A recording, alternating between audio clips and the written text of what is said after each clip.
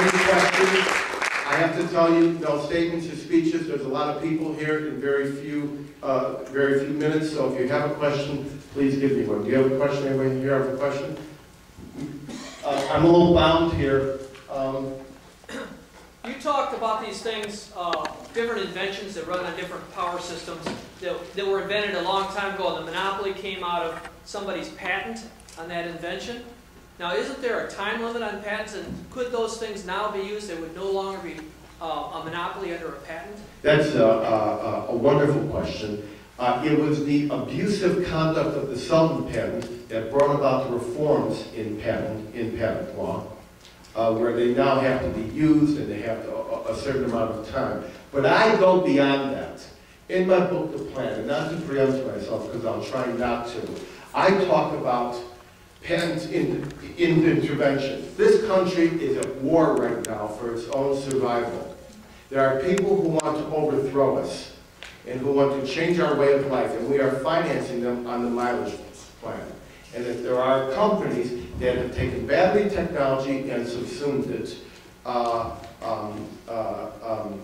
who have taken a CNG technology and patents and locked it up in a chamber, we should be able to go in, intervene, and grab that technology and that patent for the good of the country, which has had many, many precedents, and give royalties or whatever it is to the people who own that technology. So it's a perfect question, a justifiable question, and it's a mixed answer.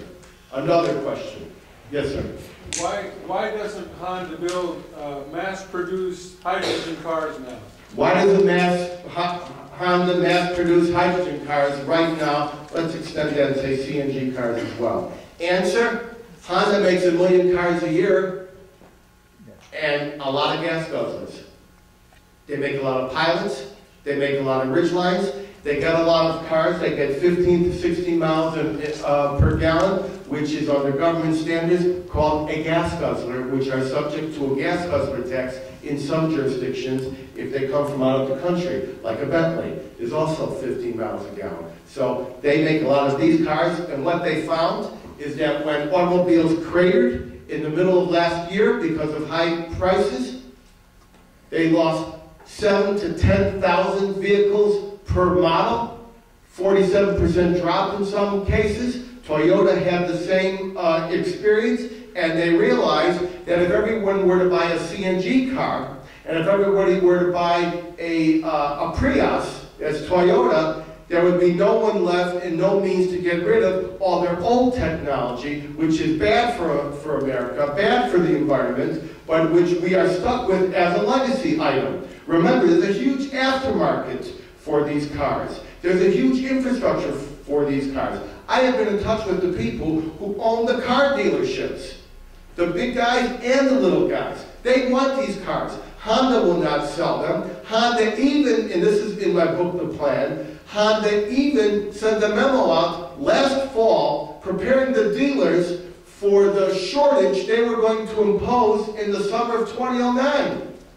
They won't make enough cars for the market, and they make a quota, 90 a month. They said, well, we're going to double it. Big deal. You're going to double it from 90 to 180. They still have the quota system. There are people lined up for years who want these cars. And by the way, the only way that these cars will become abundant and realistic is to buy them in fleets.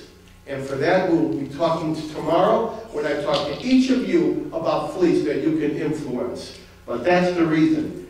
That's why Prius, Toyota, when suddenly there was a backlog of 3 months for a Prius, they said, well, we underestimated the market for it. Really? Why did you build the darn thing? Everybody knew since the Arab oil embargo of 1970 that people were going to be concerned with mileage. Anyone else have a question? Yes, ma'am.